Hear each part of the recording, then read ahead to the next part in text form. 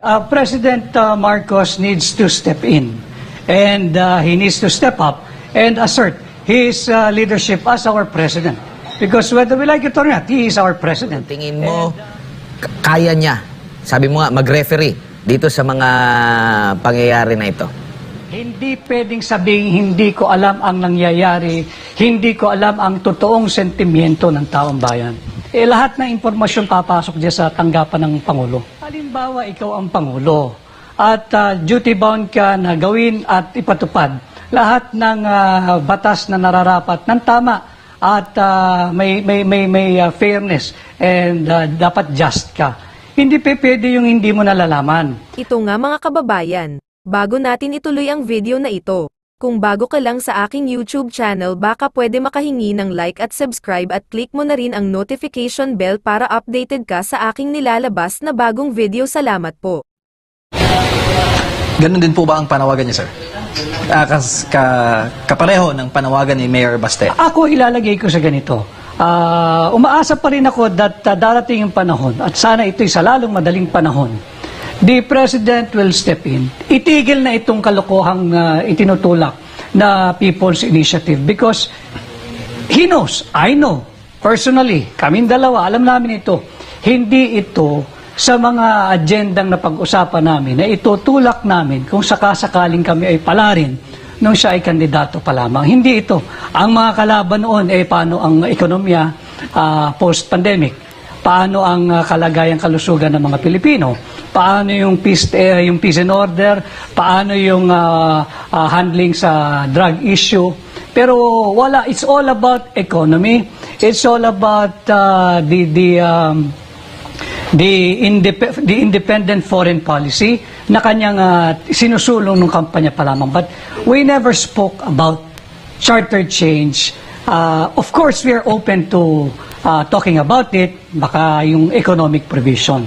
Pero hindi dapat galawin. At alam niya ito, nalalaman niya ito, alam ko ito personal dahil nag-uusap kami nung araw, na hindi dapat pakialaman yung political provisions of the Constitution. And I hope soon, but it has to be very, very soon, the President should step in and ask all those who are pushing for a fake, deceptive, tyrannical, despotic, and graft-ridden push for charter change na itigil na itong peke at huwad na People's Initiative. Nasa studio po si Jade and si Admar. Partners? Attorney Vic. Hi Jade, Admar, good afternoon. Yes, si Admar po ito. Magandang hapon.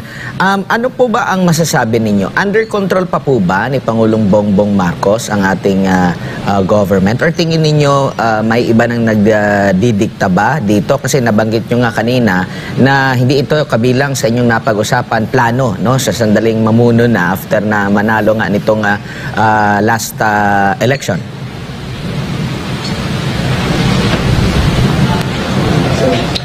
Kinakailangan niyang, kagaya ng sinabi ko, Admar, President Marcos needs to step in and he needs to step up and assert his leadership as our president. Because whether we like it or not, he is our president.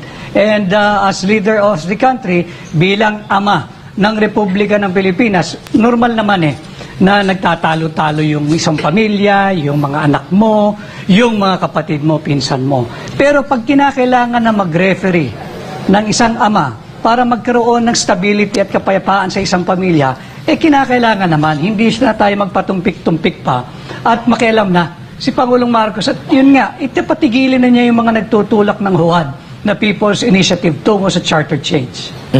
Matagal na kayong magkakilala ng ating Pangulo. Tingin mo, kaya niya, sabi mo nga, mag-referee dito sa mga pangyayari na ito? Ako naniniwala pa sa ginusto, kakayanin. Basta't ginusto, kakayanin. Alam mo naman, pagkaayaw, maraming dahilan. Yes, partner Jade. Oo. Attorney, si Jade po ito. Kanina, narinig namin itong pahayag ni Attorney Glenn Chong hinggil ka po dito kay FL, First Lady Lisa Marcos. Kayo ho ba'y naniniwala? Ano ho ba yung papel ni FL dito po sa isinusulong na People's Initiative para sa Chacha? I rather not respond to your question for now because I have no, as you have known me by now, Jade, hindi ako palasagot doon sa bagay na wala akong personal na nalalaman o kinalaman at hindi ako pumapatol doon sa with all due respect sa tanong na conjecture or hypothetical. I'd rather talk about what's happening, itong substansya nung galaw para amendahan ang ating saligang batas. Subalit kagaya nga nung nasabi ko kanina, hindi ito yung people's initiative na nakasaad sa ating saligang batas. Ayan, hindi yan yung Section 2 of Article 17 of our Constitution. Ito ay malinaw, lantaran at harapang paglalasapastangan sa ating saligang batas at hindi natin dapat payagan dahil sabi ko nga, tayo ay Pilipino, hindi tayo for sale. At naniniwala din ho ba kayo, attorney, na may ibang may nagpi-feed ng ibang impormasyon tungkol sa Chacha sa ating Pangulong Bongbong Marcos? Hindi ako naniniwala. You know, I've been there. When you are the president, you have access to all and any information. Hindi pwedeng sabihin, hindi ko alam ang nangyayari, hindi ko alam ang totoong sentimiento ng taong bayan. Lahat ng impormasyon papasok dyan sa tanggapan ng Pangulo. Attorney, si Admar po ulit ito, kanina narinig nyo ang pahayag ni Mayor Baste Duterte. Tumbok ba yung kanyang mga sinasabi na dapat ng, kumbaga, nabanggit nyo nga, alam ng Pangulo ito. Kulang lang talaga ng push na magsalita siya. At, pero dun sa halos huli na sa kanyang pahayag, kung hindi niya kakayanin, lalo na ang pagresolba nito, mas maigi na mag-step down na lang siya.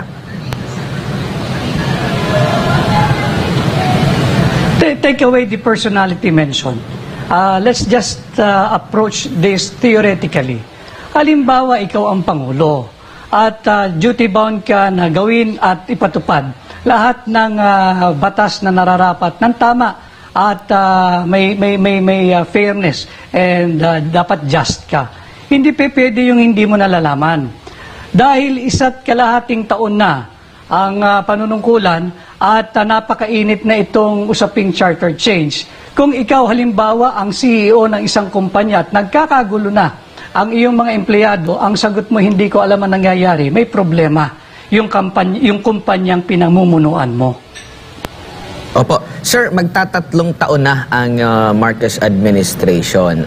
Doon ba sa mga pinaplano nyo dati, kahit noon pa, nung pagtakbo pa lang ng Vice President, hanggang dito nga, nakatakbo na ng Presidente, hanggang sa nanalo, ito bang mga, lalo na itong mga hakbang sa unang bahagi ng taong pamumuno ng Marcos administration, itong bang lahat ay nakalinya sa plano ninyo noon? Itong lahat ng pangyari? Hindi. Ang usapan namin ay maglilingkod kami ng tapat at matiwasay at aming lalabanan ang maling sistema sa pamahalaan, lalabanan namin ang graft and corruption at pipili kami na mahuhusay na tao na maglilingkod sa ating bayan. Alam mo, ang dami nagsasabi na baka manahimik ka na lamang, madaling sabihin yan, pero mahirap sikmurain sapagkat kung lahat tayo hindi makikialam dahil komportable tayo somehow sa ating trabaho, sa ating pamumuhay, and we'll just mind our own business. Remember, we are doing this not just for ourselves, hindi na nga para sa sarili natin para sa ating mga anak at para dun sa mga batang Pilipino na pag hindi tayo nagtino, pag hindi inayos itong nangyayari sa pamahalaan, baka wala nang abutan ang mga kabataan na hindi man na-enjoy ang kanilang buhay ngayon. Attorney, si Jade po ulit ito. Marami sa ating mga kababayan nagtatanong kung meron pa bang unit team.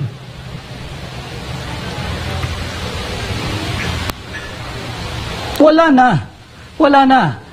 Paano tayo magkaka-unit team? Inayaang magwatak-watak ang Pilipino sa simpleng usaping peke, huwad, na People's Initiative. Sino naman ang nakikinabang nito? Iilan lang yung mga talagang sakim na manatili sa kapangyarihan. Yung mga gutom na sinisip-sip at talaga namang inuubos ang pondo ng ating bansa.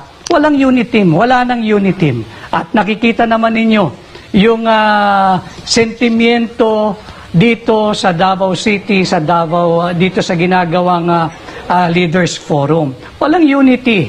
At maaari namang gamutin yan. Makialam lang si Pangulong Marcos, ipatigil niya yung People's Initiative na huwad. Total, sinabi naman niya, hindi niya interes ito. At sang-ayon siya na this will cause a lot of division in our country. Heto na nga tayo, nagkakawatak-watak at salungat doon sa mensahe nung kanyang kampanya na unity o pagkakaisa. Attorney, si Speaker Martin Romualdez ay makailang beses na itinatanggi yung mga akusasyon na siya ang nasa likod nitong People's Initiative para sa Chacha. Ngayon, next week, by Tuesday, kung hindi ako nagkakamali, magkakaroon din ng investigasyon ang Senado hinggil nga sa bayad kapalit ng pirma. Pero yung mga kababayan natin na nakaranas nito ay takot naman na magsalita. Yung mga opisyal na sa gobyerno na mismong alam nila yung mga nangyayari. Paano kaya iyan sila ay mahikayat na magsalita para labanan itong sinasabing bribery initiative? Alam mo, hindi naman nakakagulat na may pangamba o takot yung ating mga kababayan, lalo na yung nakapaloob sa hanay ng ating gobyerno dahil syempre livelihood or job is on the line. Tatakot yung mga yan.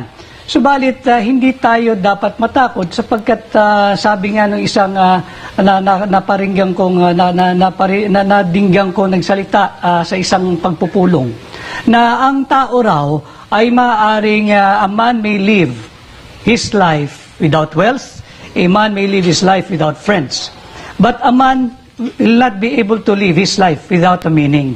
Pag tayong matakot, minsan lang tayong mabubuhay at ito para ginagawa natin para sa bansa. Ano ba naman pakalam natin sa charter change kung iisipin natin? Pero hindi dapat ganun ang ating mindset sapagkat pag ginalaw mo na ang charter change, ang ating saligang batas, hinayaan nating lapastanganin, pati ang ating karapatan ay kanila na ring sisikilin. Sigurado yan. Attorney, Partner Jade, Partner Admar, may mga tanong din ng ating mga kababayan.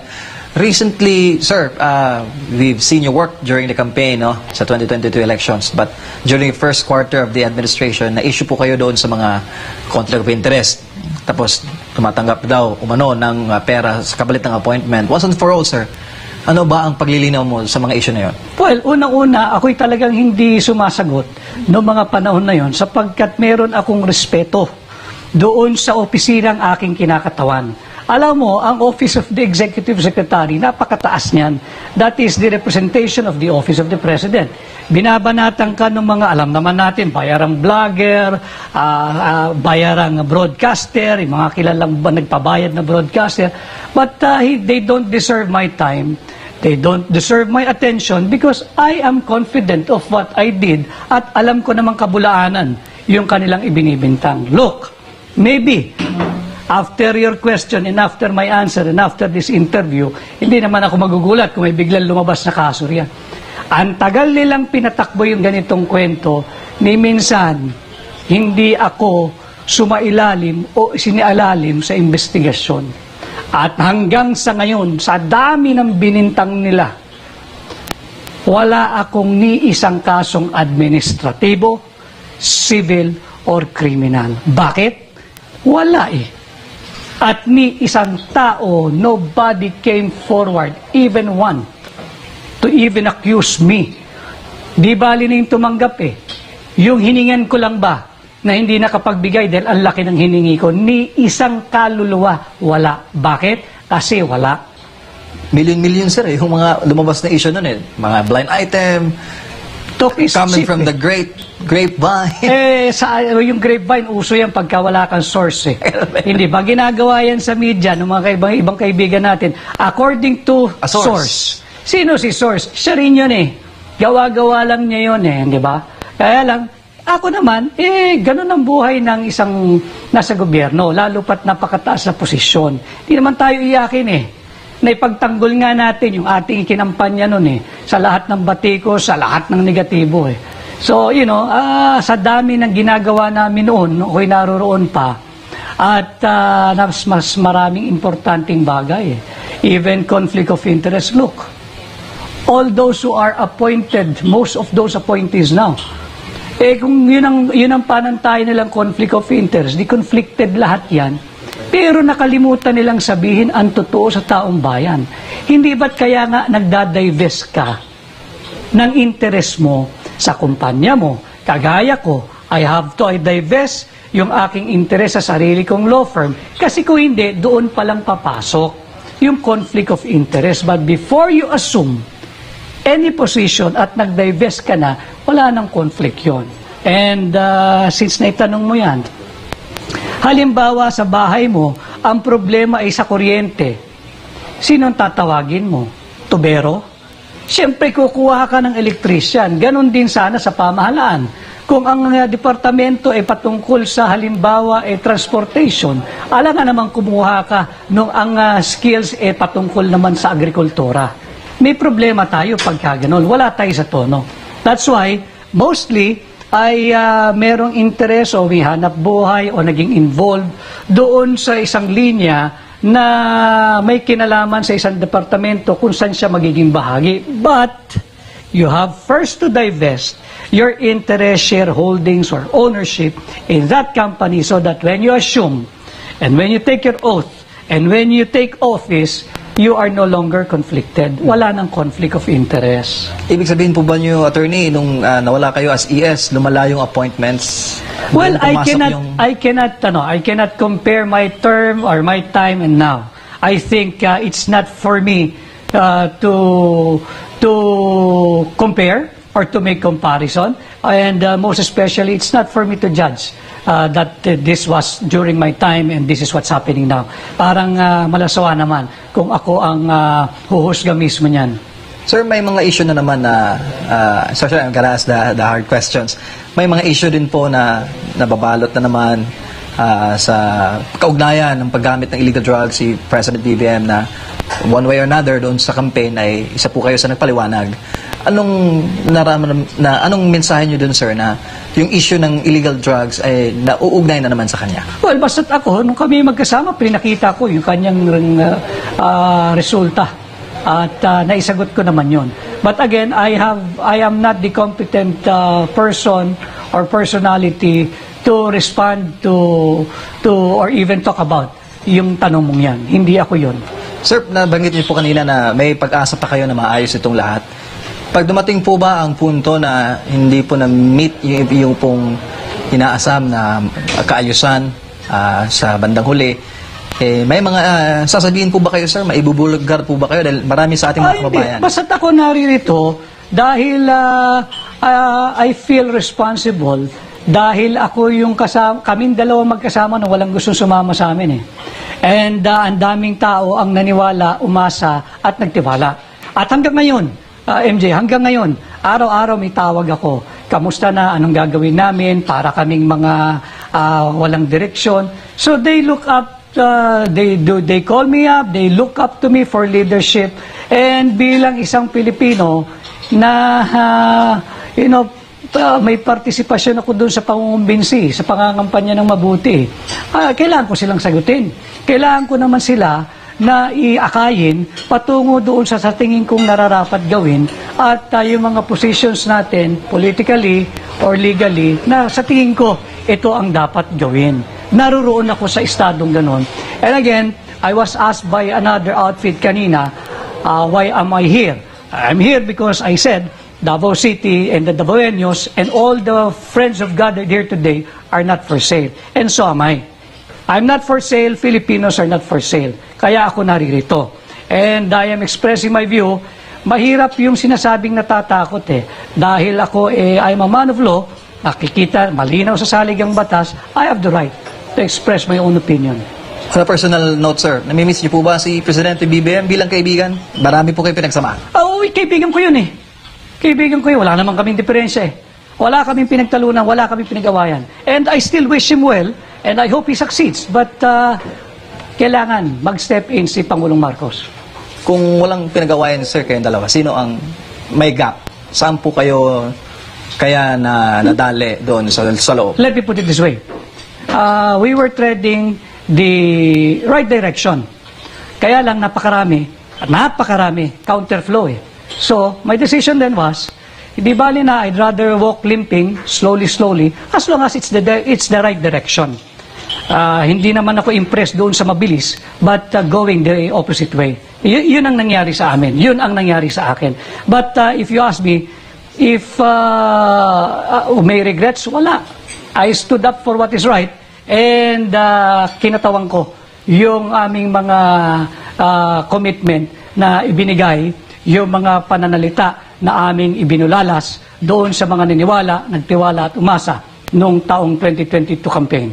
Sir, huli na lang, matagal po kayong hindi narinig taong bayan sa isang pampublikong panayam. Huli namin narinig kayo noong nakaraang linggo, pero ang paksa nun, charter change. Pero itong mga tanong na ito ay something personal sa inyo pong karanasan. Ano pong mensahe po ninyo sa ating mga kababayan, sir? Sa ating mga kapwa Pilipino, huwag po nating ibenta ang ating kinabukasan. Huwag po tayo magpasilaw sa pera, sa ayuda, sa medical assistance na ipinapakita o pinansisilaw ng mga tiwaling congressman o ibang tiwaling local government officials. Ang nakataya po rito ay ang ating demokrasya. Ang nakatayo po rito ay ang ating kinabukasan at kinabukasan ng ating mga anak. Huwag po tayong basta-basta pipirma sa huwad na People's Initiative at huwag po nating ibenta ang kaluluwa ng ating bansa. Thank you, sir. Maraming salamat, mga kababayan. Si former Thank you. Executive Secretary Attorney Vic Rodriguez. Partner Admar, medyo busy ito. Bitawan na natin. Maraming schedule eh. Maraming salamat, sir. Thank you. Maraming salamat si MJ Modiar dyan sa Davao City kasama ang dating Executive Secretary ng